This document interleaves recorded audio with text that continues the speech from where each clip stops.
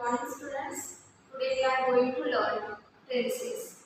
We know that there are many three tenses: present, past, and future.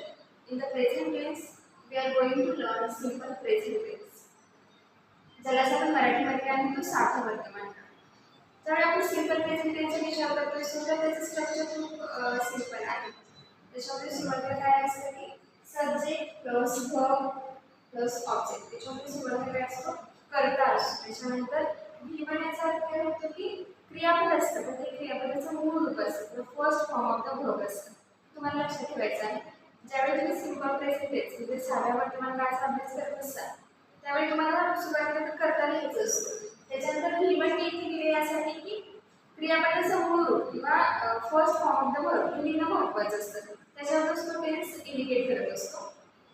त्याच्यानंतर आहे की object. Object आपण काय म्हणतो मराठीमध्ये कर्म म्हणजेच कर्ता आणि मूळ क्रियापद आणि कर्म असं स्ट्रक्चर असतं सिंपल प्रेझेंट टेन्समध्ये वाक्यांचं.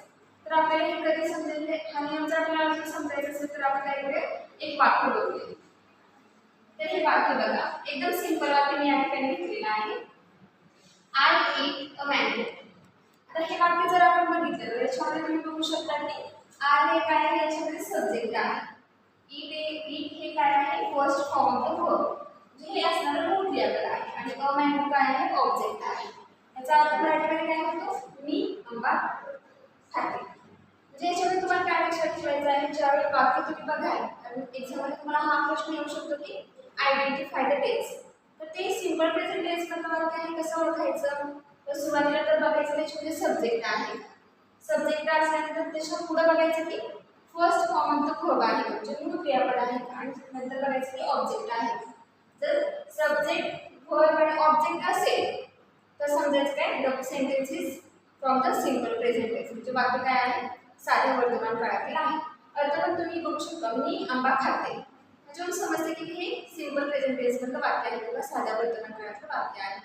आता असेच एक वाक्य आपण प्रोनाउन्स बदलून असे 8 वाक्य तयार करू शकतो ज्याचा अर्थ आपल्याला बदलता येतो. म्हणजे एक वाक्य आपल्याला माहिती असेल तर आपण सब्जेक्ट बदलून अशाच पद्धतीने फक्त सब्जेक्ट बदलायचं वर्ब आणि ऑब्जेक्ट सेम ठेवायचं पण त्याचा अर्थ बदलत असतो. म्हणजे हे रिव्हिजनसाठी तुम्हाला महत्त्वाचं आहे. एक वाक्य घ्यायचं सुरुवातीचं त्याचा अर्थ घ्यायचा अभ्यास करण्यासाठी तुम्ही अशी 7 वाक्य बनवू शकता. बघा आय ईट अ मँगो म्हणजे काय मी आंबा खाते. त्याच्यानंतर वी ईट अ मँगो आम्ही आंबा खातो. त्याच्यानंतर यू ईट अ मँगो तू आंबा खातोस. चौथं वाक्य काय आहे यू ईट अ मँगो तुम्ही आंबा खाता. 5 नंबरचं वाक्य काय आहे बघा ही ईट्स अ मँगो तो आंबा खातो. शी ईट्स अ मँगो ती आंबा खाते. इट ईट्स अ मँगो तो आंबा खातो. दे ईट अ मँगो ते काय ती आंबा खाते. आता जेव्हा तुम्ही हे वाक्य बघता तुम्हाला समजतं की हा सिंपल प्रेझेंट टेन्स आहे का स्ट्रक्चर किती सोपा आहे एस प्लस व्ही प्लस ओ.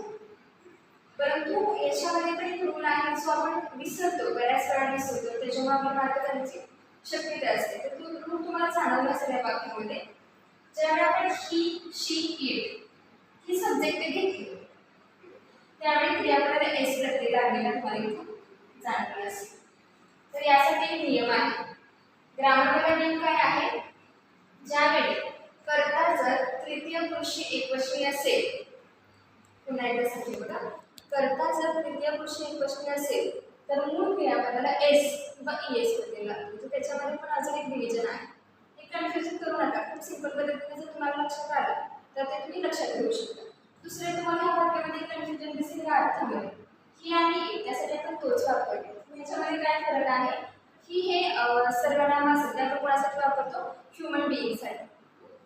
ईट आहे ते आपण निर्जीव वस्तूसाठी वापरू शकतो किंवा वाईल्ड ॲनिमल असतील त्यांच्यासाठी वापरू शकतो. त्याच्यामध्ये याच्यामध्ये कन्फ्युजन करू नका. याच्यामध्ये ज्यावेळी थर्ड पर्सन सिंग्युलर वन करता असेल तर मूळ क्रियापदाला काय लागणार एस लागणार किंवा ईएस लागणार. आता एस तर तुम्हाला समजलं की कुठे लागतं थर्ड पर्सन सिंग्युलर वन असेल करता तर त्या ठिकाणी क्रियापदाला काय लागतो एस किंवा ईएस प्रत्यय लागतो. आता ईएस कधी लागतो हा प्रश्न पण तुमच्या मनामध्ये आला असेल. तर बघा ज्यावेळी मूळ क्रियापद ज्यावेळी क्रियापद दिलं असेल त्याच्यामध्ये त्याच्या शेवटी S S H C H O X यापैकी एखादे अक्षर असेल तर म्हणजे मूळ क्रियापदाच्या शेवटी S S H C H O X यापैकी एखादे अक्षर असेल तर त्याला ईएस हा प्रत्यय लागतो. त्या एक्झाम्पलसाठी तुम्ही बघा MISS, याच्यावर शेवटी काय आहे एस, त्याला लागताना काय आहे ना ES. दुसरे क्रियापद काय आहे पुश, त्याच्यामध्ये SH आहे शेवटी, त्याला पण काय लागणार ES. टीच, याच्या शेवटी काय आहे क्रियापद CH, काय लागणार याच्या शेवटी ES लागणार. गो, इथं काय आहे ओ असेल तर काय लागणार पुन्हा ES लागणार. एक्स असेल तरी पण काय लागणार ES. तर स्टुडंट्स तुम्हाला समजलं असेल एस कधी लावायचं आणि ES कधी लावायचं.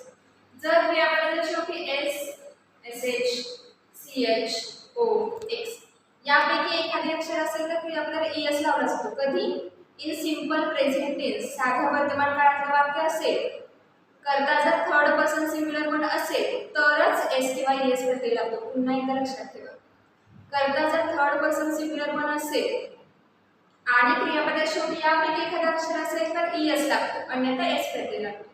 म्हणजे हा प्रकार खूप सिंपल आहे, पण त्याच्यामध्ये हे 2-3 नियम आहेत ते तुम्हाला लक्षात ठेवणं खूप आवश्यक आहे. कारण आपण ज्यावेळी टेन्स शिकतो त्यावेळी आपल्याला माहित असतं सिंपल प्रेझेंट टेन्स म्हणजे S plus V plus O, पण ज्यावेळी क्रियापदाला ES लागतो त्यावेळी मात्र आपल्याला गोंधळ होतो. त्यासाठी हे तुम्हाला नियम लक्षात ठेवणं आवश्यक आहे. त्यामुळे लक्षात ठेवा टेन्सेसमध्ये मेन टेन्स किती आहेत प्रेझेंट, पास्ट आणि फ्युचर. आणि प्रेझेंट टेन्सला पहिला काळ आपण बघत आहोत सिंपल प्रेझेंट टेन्स, ज्याला आपण मराठीमध्ये काय म्हणतो साधा वर्तमान काळ. त्याचा नियम मी पुन्हा एकदा सांगते. साधा वर्तमान काळाचं वाक्य तयार करत असतात प्रथम कर्ता लिहावा, त्यानंतर क्रियापदाचे मूळ रूप लिहावे आणि शेवटी कर्म लिहावे.